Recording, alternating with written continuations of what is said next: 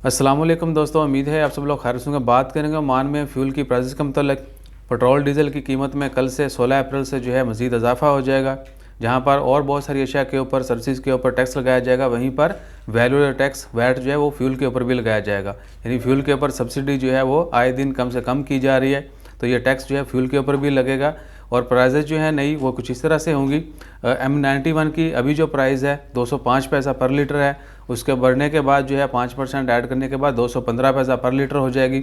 जबकि M95 जो है वो अभी उनकी प्राइस जो है 216 पैसा है, और बढ़ने के बाद जो है 10 पैसा जो है, यानी हर 100 पैसे के ऊपर 5 पैसे आपको ज़्यादा देना होंगे, तो 216 से 227 हो जाएगी। जबकि डीज़ल की अभी की प्राइस जो है 222 है, 222 पैसा पर लीटर, और बढ़ने के बाद 233 पैसा पर लीटर हो जाएगी। और कह सकते हैं कि एक रिकॉर्ड पहले लास्ट ईयर भी ऐसा ही था, कोरोना से पहले के प्राइसेस जो हैं ऑलमोस्ट 220-30 को टच कर गई थी।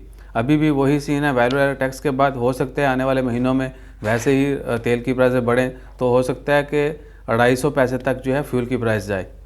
सो लेट्स सी एंड वेट कि आने वाले दिनों में क्या होता है। लेकिन आप सबसे गुजारिश है, दुआ है कि हमेशा जो है पॉजिटिव सोचें, पॉजिटिव रहें, और जितनी मुमकिन हो सकता है दुआ करते रहें कि अल्लाह ताला इस कोरोना की वबा को ख़त्म करे और हमें हर तरह की वबा से, शर से बचाए रखे। अपना ख्याल रखिएगा, दुआ में याद रखिएगा।